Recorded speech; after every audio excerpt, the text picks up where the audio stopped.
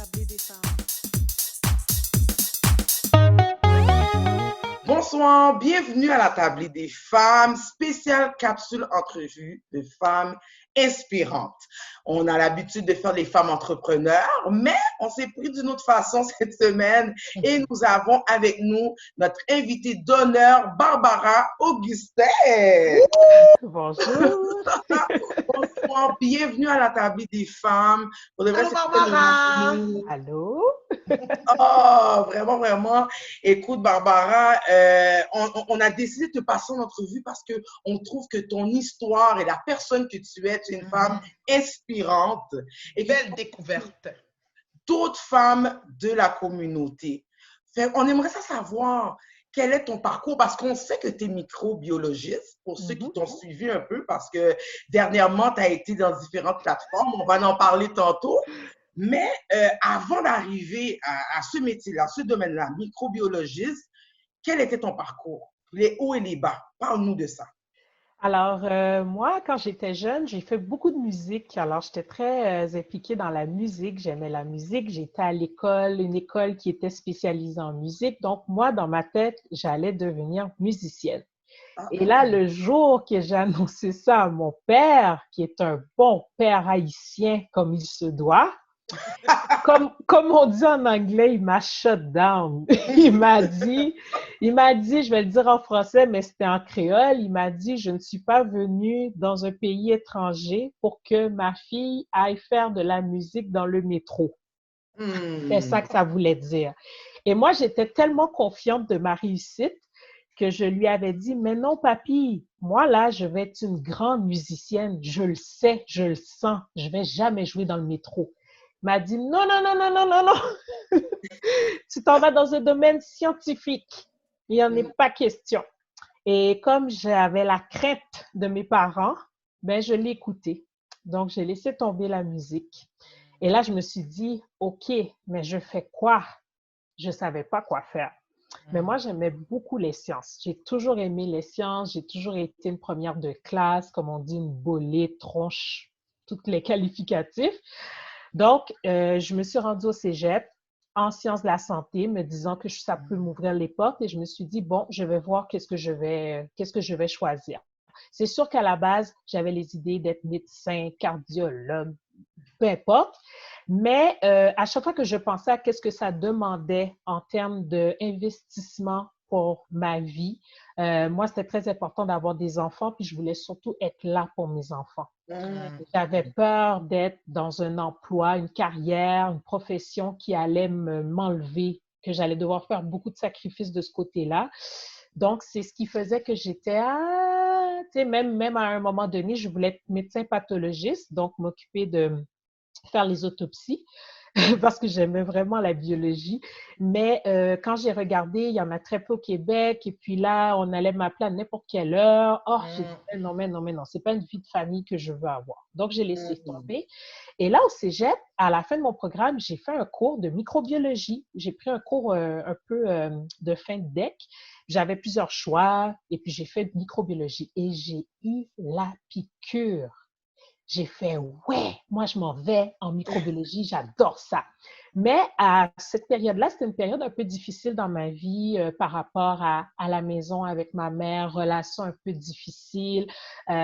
Donc, mes notes, et puis je devais travailler beaucoup à temps partiel, donc mes notes étaient un peu des fois comme ça. Et puis, ma prof de bio que j'avais au cégep, elle a demandé à tout le monde vers la fin de la session, oh, dans quel domaine que vous allez aller à l'université? Et quand j'ai dit que j'allais aller en microbiologie, elle m'a dit devant tout le monde, toi là, avec les notes que tu as là, tu devrais penser à aller dans un autre domaine. Oh! Ouais, comme ça, Carrément devant tout le monde. devant tout le monde. Et là, j'ai rien dit, mais dans ma tête, mon premier réflexe, ça a été de dire, tu vas voir, toi. Yes! Tu vas voir. Parce que j'ai toujours été dans ma nature, je suis pas influençable et puis j'ai quand même une bonne force de caractère. Donc, j'étais comme, oh, tu vas voir. Donc, ça m'a pas arrêté. J'ai continué. J'ai été faire mon bac en microbiologie à l'Université de Montréal. J'étais dans les quelques noirs, on était 3, 4, pas beaucoup. Donc, ouais, tu te sens seule, tu ne vis pas les mêmes réalités. Est-ce que vous Donc, étiez 3 femmes noires ou il y avait des hommes? C'était mix. Il y avait quelques hommes, il y avait OK. peut-être deux hommes, 2 ou 3, pas plus. Puis on était peut-être 3 ou 4 femmes, mais il y en avait certains là-dedans, ils étaient plus d'origine africaine. OK. Et puis, haïtiens, là, je pense qu'on était 2. Un OK. gars, une fille, peut-être 2 filles, un gars, quelque chose comme ça. Donc, on était vraiment seule. Puis moi, j'ai été un petit peu plus dans ma bulle parce que c'est ça, je vivais pas la même réalité que tout le monde, tout ça. Donc, je sais pas, je me sentais un peu seule à cette période-là, mais j'étais très focus à faire ce que j'avais à faire et puis c'est tout. Et puis après, j'ai décidé de continuer à aller faire une maîtrise en microbiologie. Là, mes parents, déjà, ils étaient comme, mon Dieu, c'est quoi la microbiologie? Puis là, pourquoi tu t'en vas faire une maîtrise là-dedans? Qu'est-ce que tu vas faire avec ça? Parce que les gens, là, tout de suite, c'est qu'est-ce que tu vas faire avec ça? Ouais. Tu es médecin, est-ce que tu vas découvrir le remède pour le cancer? C'est toujours des choses comme ça. C'était vraiment fascinant, c'était fascinant. Mais moi, j'ai continué, j'ai fait ma maîtrise. Et la maîtrise aussi, ça a été une période que j'ai trouvée difficile parce que on est très, très, très peu de femmes noires. En fait, de mon souvenir, je pense que j'étais la seule femme noire dans le centre où ce que j'ai fait les recherches. Il y en avait une autre qui était peut-être mixte, une autre femme qui était mixte, donc ça paraissait pas autant, mais moi, là, j'étais la seule, noire, là. Et femme en plus, et j'ai découvert que le monde de la recherche, c'est un monde qui est encore très macho par moment. Donc, c'est les hommes qui sont les grands penseurs de notre nation. Donc, nous, les femmes, là, on n'est pas toujours valorisées dans ce qu'on sait, dans nos connaissances. Même, j'ai entendu là, des remarques désobligeantes, pas nécessairement envers moi, mais envers d'autres.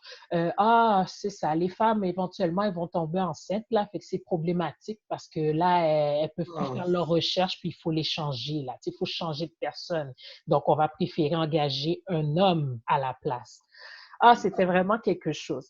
Puis moi, j'avais l'impression que par rapport à mes collègues masculins, que j'étais moins intelligente parce qu'on prenait toujours avec beaucoup de concentration ce que les hommes disaient, mais quand moi, je parlais, on dirait que c'était comme pas important.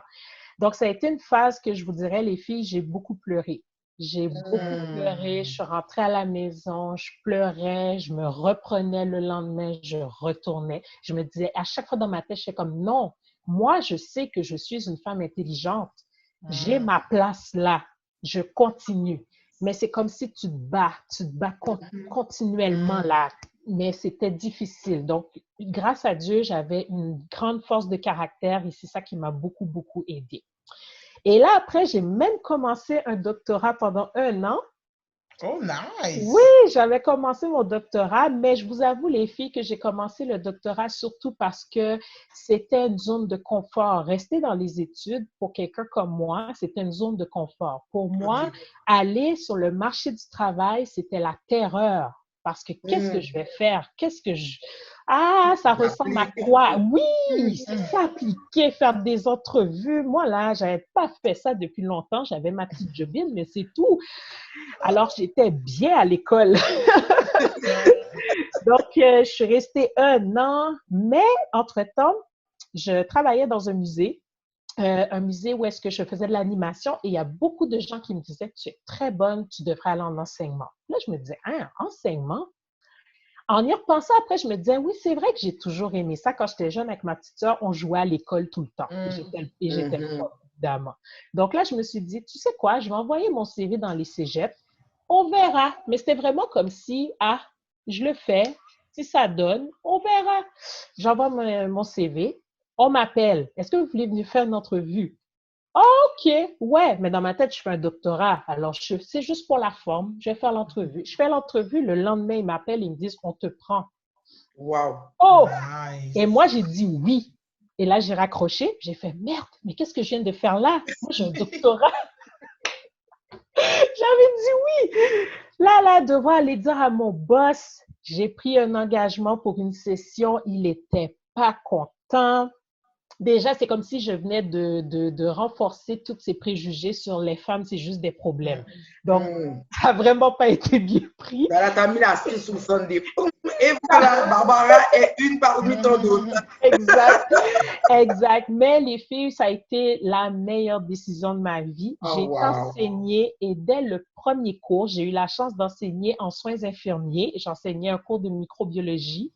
Je suis rentrée, j'ai vu les filles parce que j'avais 26 ans, j'étais très jeune. J'ai vu les filles m'ont regardé parce que c'était majoritairement des femmes. Elles m'ont regardé avec un air comme hey, c'est elle la prof, parce que j'avais l'air quasiment aussi jeune qu'elle. Et puis j'ai donné mon premier cours.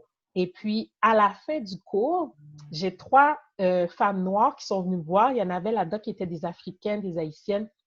Elles m'ont dit, Madame, quand vous avez vu arriver là, on s'est dit, hein, est-ce que c'est elle vraiment qui va nous donner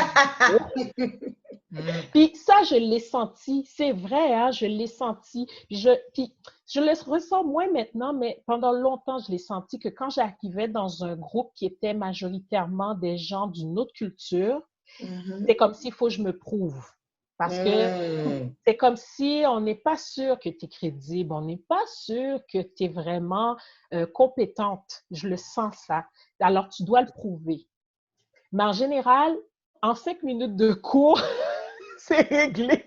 Comment elle est bonne, ok, we got this. Exactement. Donc, ces femmes-là, elles m'ont vraiment fait le plus beau cadeau parce qu'elles m'ont dit, Madame, wow, on pensait jamais qu'on aurait un jour un prof comme vous et vous nous avez montré que nous avons notre place dans cette société parce que ça faisait pas longtemps qu'elles étaient au Québec.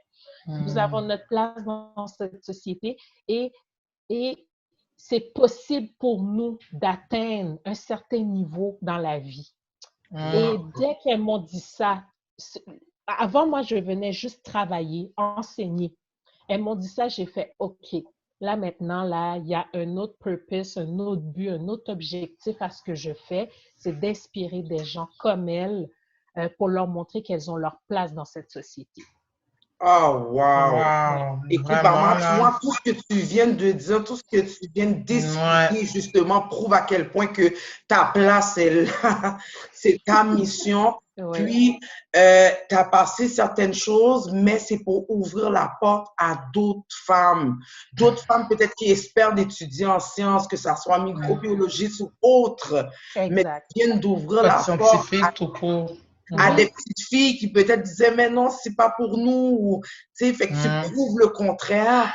Et c'est tout à ton honneur. Merci. En fait, ce que je voulais ajouter aussi, ce que tu prouves aussi aux petites jeunes filles, c'est que il y a d'autres métiers que infirmières, que soins infirmiers, ok? Dans le domaine de la science, il y en a plein, il y a une multitude de métiers possibles. Oui, mais surtout, je pense... ouvrir nos horizons. Exact, mais surtout, je pense, parce que si vous pouviez parler aux étudiants qui m'ont eu, ils vont vous dire je suis très sévère et très exigeante parce que je le suis avec moi-même dans la vie. Et moi, ça, c'est une chose que je dis toujours à mes étudiants, surtout les femmes qui sont d'une autre origine ethnique, parce que j'ai beaucoup aussi de femmes qui sont d'origine arabe à qui j'enseigne. Donc, je leur dis tout le temps, moi, là, ce que je veux pour vous, c'est que vous soyez les meilleurs. Moi, je suis pas là pour enseigner, tu sais, à des gens moyens. Moi, ce que je veux, c'est que vous soyez les meilleurs. Quand vous allez sur le marché du travail, c'est pour être la meilleure. Parce que quand tu es la meilleure, tu gravis les échelons. Et quand tu gravis les échelons, tu te positionnes dans des positions de direction qui fait que là, tu peux avoir un impact encore plus important. Donc, moi, c'est ça que j'essaie toujours de leur dire. Puis justement, j'ai eu un groupe dernièrement qui était majoritairement d'origine arabe et j'ai eu cette discussion-là avec elles et elles ont apprécié parce que, étant donné que mes parents ont fait le grand voyage, comme beaucoup d'entre elles, j'étais capable de relate, de leur dire, hey, là, vous allez aller en stage, là, vous pouvez pas vous permettre d'être average. Vous pouvez pas. Vous devez être mémorable. On doit se souvenir de vous. Je dis, il faut que ce soit au point que s'ils n'avaient pas un poste pour vous, qu'ils se disent, son stage va finir. Comment qu'on peut faire pour la garder? Yes! Bravo! Ouais. On ne vise pas la médiocrité. Ouais. T'es même pas ma prof, puis je sens que si je pouvais prendre un cours pour être ton élève, je l'aurais fait. Non, c'est sincère, là, c'est vrai. C'est vrai. Ça fait longtemps que j'ai pas pris un cours au cégep, mais s'il faut que j'aille le faire, je vais demander Barbara Augustin. S'il vous plaît, tout de suite, comme VIP Pass, now. Écoute, Barbara, je voulais savoir, est-ce que tu as d'autres activités ou d'autres engagements que tu fais un peu dans la communauté, d'autres choses qu'on devrait savoir? Ben, en fait, présentement, ce que je fais le plus, c'est des genres de conférences. C'est sûr que là, on est dans la phase COVID-19, donc la microbiologie n'a jamais été aussi sexy qu'avant. Personne ne connaissait ça avant, mais là, maintenant, là, tout le monde. Alors, j'ai été quand même assez sollicitée à ce niveau-là. J'ai peut-être des petits projets là que je caresse par rapport à la microbiologie que je vais peut-être concrétiser prochainement. Mais principalement, c'est ça. Ça tournait beaucoup auprès de conférences auprès des jeunes, auprès des femmes, pour les encourager vers des domaines scientifiques parce qu'on n'est pas beaucoup de femmes noires dans les domaines scientifiques, c'est méconnu. Donc, je permets de faire connaître ce domaine-là puis de leur montrer que c'est possible malgré toutes les embûches. Exact. Puis on t'a vu dans différentes plateformes, hein? On t'a vu au Kéké Show, on t'a vu à Noli, avec Noli. Donc, c'est la femme de l'heure, tu sais, parce que là, savoir, puis c'est tellement, tu sais, je veux rajouter que quand tu étais là, oui, là, maintenant, on parle un peu de ton parcours, puis vraiment de la femme inspirante que tu es, mais dans ces shows-là, tu parlais vraiment du COVID-19, donc du virus, puis qu'est-ce qu'il fallait faire, puis comment se protéger. Écoute, je vous conseille à toutes mes chers auditeurs, auditrices, d'aller regarder vraiment les entrevues de Barbara sur Facebook. Vous pouvez le trouver sur la page de Noli et de Kéké aussi, Kéké Show, mais c'est très, très intéressant, puis c'est très inspirant de voir une femme de la communauté. Ouais. Moi, j'ai été passionnée par ça. Je sais pas si ça aurait été la même chose si, comme Colette l'aurait expliqué. Je sais pas. Colette de TVA. Je sais pas. C'est pas pour dire que ça serait pas bon, mais quand c'est une femme de ma communauté, je suis comme yes. Mais c'est sûr que le message est différent. Malgré que le message est le même, mais on le prend ou on l'aspire d'une autre manière. Je sais pas comment, c'est vrai qu'est-ce qu'elle dit. C'est vrai. Puis c'est vrai par rapport à ce que tu disais que lorsqu'on a des jeunes profs noirs devant nous, on les regarde maintenant comme, OK, elle est prof. OK. On essaie de voir, les profs, comment. C'est vraiment votre vibe qu'on essaie de saisir pour dire, OK, mais les profs, comment. Qu'est-ce qu'il va donner? Comment il va agir? Puis une fois qu'on a passé à travers les premières étapes, on est comme, OK. Exact. On est tout à fait d'accord. Oui, puis on est tout aussi d'accord que vous soyez sévère avec nous. Mais c'est l'approche que vous avez qui est différente, qui fait que, OK, elle est sévère, mais elle est real, elle nous comprend. Je sais pas, les profs haïtiens visent les autres profs de notre nationalité. C'est pas, l'approche, le lien n'est pas pareil. En tout cas, moi, Exactement, parce que au début, il y en a qui m'ont un petit peu sous-estimé, je peux dire, parce qu'il y avait des étudiantes haïtiennes qui, au début, elles pensaient que parce que j'étais prof haïtienne, j'allais leur donner des points faciles. Là, quand elles ont vu les premières évaluations, ça n'a pas bien été pour elles. Elles m'ont dit, « Oh, madame! Oh, Jean! » Là, j'ai dit, « OK, vous allez venir me voir à mon bureau, on va se parler. » Alors, je les ai rentrés dans mon bureau, j'ai fermé la porte. Là, j'ai dit, vous vous trompez, je vais être encore pire avec vous parce que je m'attends à beaucoup de vous. Beaucoup plus là que vos congénères là. Donc, j'ai dit non, vous n'allez pas me commencer ça là. Moi, je veux que vous soyez les meilleurs dans votre domaine parce que c'est quand tu es la meilleure que tu te démarques. Alors, j'ai dit non, reprenez-vous tout de suite. Et puis après ça, elles ont fait « Oh, OK, la madame, elle niaise pas. » J'ai dit « Non, la madame, elle niaise pas. » On préfère autant que vous soyez comme ça avec nous que si vous prenez dans notre jeu, dans notre manipulation, pour nous faire comprendre. Puis je te dirais que c'est mieux, en tout cas, moi, pour avoir eu des profs quand même haïtiens, j'ai toujours préféré qu'ils soient plus et mieux dans cette attitude-là que moins. Oui. Exact. Parce qu'on sait déjà qu'est-ce qui se passe là, tu sais, on est noir, on sait qu'on doit déjà doublement travailler, doublement prouver. Alors, tu sais, on veut pas d'average là, on veut juste. Exact. Ouais. Écoute, dis-moi, dans cette lancée. Ouais, parce qu'on est parti là. Mais écoute, on est toutes dans un confinement obligatoire. Alors toi, comment t'adaptes-tu dans cette nouvelle réalité?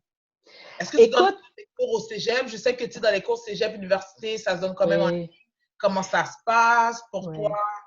Ben, au fond, les 2 premières semaines, on était un peu dans le néant comme tout le monde. Donc, les 2 premières semaines, je suis à la maison. Mon conjoint fait du télétravail. J'étais avec mon fils. Là, c'est un peu intense parce que là, j'ai mon fils tout le temps. Là, il a 2 ans et demi. Hein. Fait que je sais pas, ceux qui ont des enfants savent, 2 ans et demi, c'est intense. Donc là... Moi, il y a un petit bébé encore là. C'est un petit bébé encore là. Un petit bébé et très maman. Et là, il m'annonce qu'on doit enseigner en ligne. J'ai fait, wow, comment je vais faire ça? Donc, comment je pourrais vous dire ça? C'est pas facile, mais j'ai décidé d'approcher ça avec, écoute, on va s'adapter. On n'a pas le choix. Ça sert à rien de se battre contre la situation. Fait que j'ai décidé de m'adapter.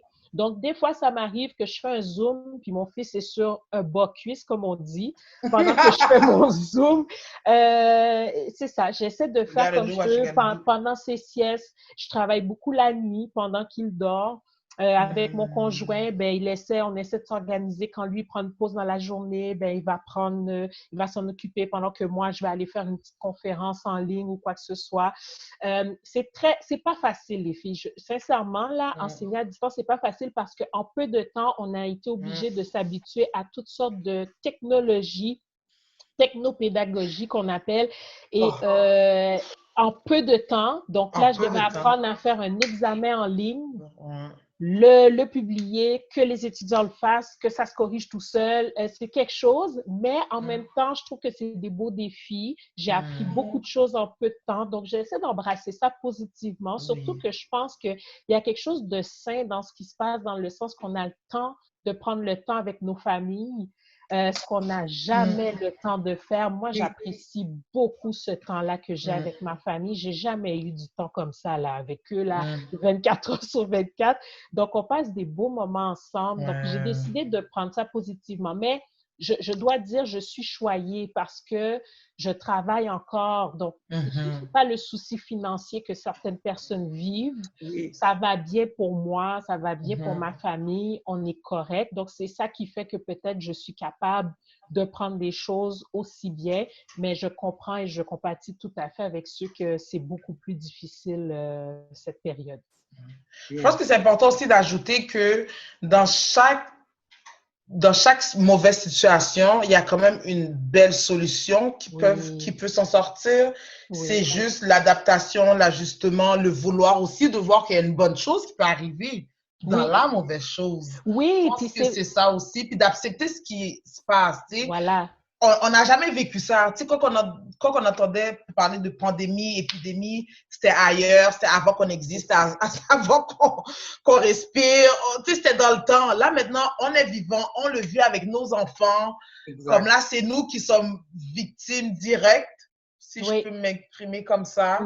Alors, c'est de se dire que, comme on dit tout le temps, hein, ça va bien aller. L'arc-en-ciel, là, c'est vrai. Ça va bien aller.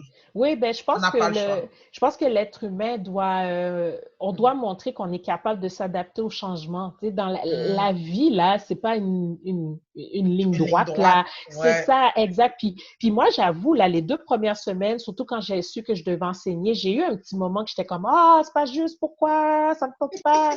J'étais un peu là mais je me suis rapidement rendu compte que c'est une question d'attitude. À partir du moment que je me suis dit, mais est-ce que tu vas rester comme ça, là, à t'en faire, puis à chialer, ou tu décides d'essayer d'aller chercher le positif de tout ça? J'ai décidé, je vous dis, là, j'ai eu cette réflexion-là. Le lendemain, je me suis levée avec un nouveau état d'esprit, puis depuis ce temps-là, je trouve que ça va bien. Je m'en sors très bien. Ouais, I can relate. Oui. Écoute, pour continuer dans cette même ordre d'idée, que penses-tu, en fait, que conseilles-tu aux femmes qui aspirent à rejoindre ou à atteindre leur plein potentiel? Là, ils avaient peut-être commencé en bonne et due forme ou dans une ligne droite, mais là, la COVID est venue. Là, ils sont désorientés ou désorganisés. Qu'est-ce que tu peux leur conseiller dans ce moment-là, même peut-être qu'elles en ont encore plus besoin? Yes. Même nous Ben, aussi, moi, moi, je pense... je peux, écoute, la question est pour nous aussi, là. Ouais, ouais. Mais moi, ce que je pense, si je me fie par exemple à qu'est-ce que moi j'ai fait, le travail que j'ai fait, je me suis vraiment arrêtée. Je me suis assise et j'ai réfléchi. Et j'ai essayé. Moi, je suis quelqu'un de très honnête avec elle-même. Puis je pense que c'est la première chose que les femmes, on doit faire. Être très honnête. Moi, Yes. ça me fait suer, je suis pas contente, je suis triste. S'il faut que tu pleures, pleure. Si tu veux que tu fasses une petite crise, fais ta petite crise. Donne-toi Vis cette l'émotion. permission-là. Oui, Ouais. parce que comme on sait, là, les femmes noires, on est toujours en train d'être la femme forte, là, qui est capable de tout faire. Non, là, tu as le droit, là. Tu sais, donne-toi cette période-là pour le faire. Moi, je l'ai fait. Puis après ça, tu te dis, OK, maintenant que j'ai constaté comment je me sens, qu'est-ce que je fais avec ça? Yes. Si tu as la chance d'avoir des gens de qualité autour de toi avec qui tu peux même partager, moi, c'est ce que j'ai fait. J'ai appelé une de mes copines, puis je lui ai dit, voilà comment je me sens là, comme ça me fait suer, non, non, non, là, je comprends pas, puis ta. Puis elle m'a écouté. Elle m'a juste écouté, j'avais pas besoin de ses conseils là. Elle m'a juste écouté, elle m'a laissé ventiler, elle m'a dit OK, je comprends comment tu te sens. Écoute, laisse Dieu te guider. J'ai dit OK, je vais méditer là-dessus. Puis là, j'ai médité. Puis moi, je pense qu'au contraire, les gens devraient voir ça comme une opportunité. Je pense qu'il y a quelque chose, là, tout ça, là, ça n'arrive pas pour rien. Il n'y a rien qui arrive pour rien. Et c'est une opportunité. Donc, peut-être prendre cette opportunité-là pour avoir un projet que tu vas pouvoir avoir le temps de mettre sur papier, que tu vas avoir le temps de coucher, d'écrire, de réfléchir, de mûrir, pour que quand on va sortir de cette phase-là, tu es prête. Là, tu es prête à aller dans ton projet, tu sais, puis tout est vraiment bien organisé. Moi, je trouve que c'est important. Puis je trouve que c'est important de prendre soin de soi parce que moi, là, au début, je prenais pas soin de moi. Et là, j'ai décidé que, oh non, le matin, je m'entraîne, même si que mon fils de 2 ans et demi est dans mes jambes, il m'empêche de faire tout ce que je fais comme mouvement, mais c'est pas grave. Je le fais pareil. Même si c'est pas parfait, je le fais parce que je me dis, non, mais il faut que je prenne un moment pour moi. Et puis, des fois, il y a des moments que je dis à mon conjoint, mais là, tu prends le petit, allez faire ce que vous voulez, je m'en fous. Mais là, moi, je vais prendre mon moment à moi. C'est tout. Je veux pas vous entendre pour la prochaine heure. Laissez-moi tranquille. Et puis, c'est tout. It's solo time. Exactement. It's me time. Put some respect. Avec mon petit verre de vin, je prends mon moment à moi. Donc, c'est ça. C'est ce que je dirais. C'est parce que moi, ce qui m'a toujours aidé, c'est apprendre à se connaître. Qui es-tu? Moi, je trouve que c'est une question importante. Qui es-tu? Parce que moi, là, tout ce que j'ai traversé, c'est le fait que je connaissais ma définition qui fait que j'ai passé au travers. Parce qu'à chaque fois, quand la prof m'a dit « Oh non, va pas là-dedans », quand mon père m'a dit, quand elle m'a dit, il y a toujours quelque chose en moi qui a fait « Hein, de quoi tu parles? » Moi, je sais. Moi, je sais que je suis bonne. Moi, je sais que je suis à la bonne place. Moi, je sais que j'ai le droit d'aller dans cette direction-là. T'es qui, toi, pour me dire que je ne peux pas? Ça, c'est parce que j'avais une fermeté dans ce que je suis. Alors ça, c'est une bonne période pour justement aller chercher, c'est quoi ta définition? Qui tu es? Tu le sais au fond qui tu es. De redécouvrir. Oui, redécouvre-le si tu l'as perdu. Ça peut arriver. Mais va chercher qui tu es. Puis là, laisse pas les gens là se mettre dans ton chemin. Vas-y. Tu sais qui tu es. Oh girl, on va chanter parce que non mais tu comprends? Wow. Oh Barbara, merci beaucoup. C'est vraiment comme, c'est un honneur, tu sais, pour nous de t'avoir eu dans puis d'être capable de parler de tout ça, puis écouter une femme inspirante. Et je suis sûre qu'avec cette entrevue-là, tu vas inspirer encore d'autres femmes. Merci. Merci à vous, les filles. Ce n'est que nos revoir. On ne sait jamais, on va se voir. Hein? C'est la table des femmes. On aime promouvoir les femmes. On aime on ne sait jamais tes projets. Hein? On est là si tu veux. Parfait. Puis, merci beaucoup. On est là pour s'encourager. Continue à briller. Merci, merci les filles. Oui, Merci. tes informations vont être en bas de l'écran. Donc, s'il y a des gens qui veulent aller s'informer sur Barbara et ce qu'elle fait, vous allez avoir sa page Instagram, page Facebook. Vous pouvez nous laisser des commentaires et on va faire un plaisir de vous répondre. Guys, bonne soirée! Bonne semaine!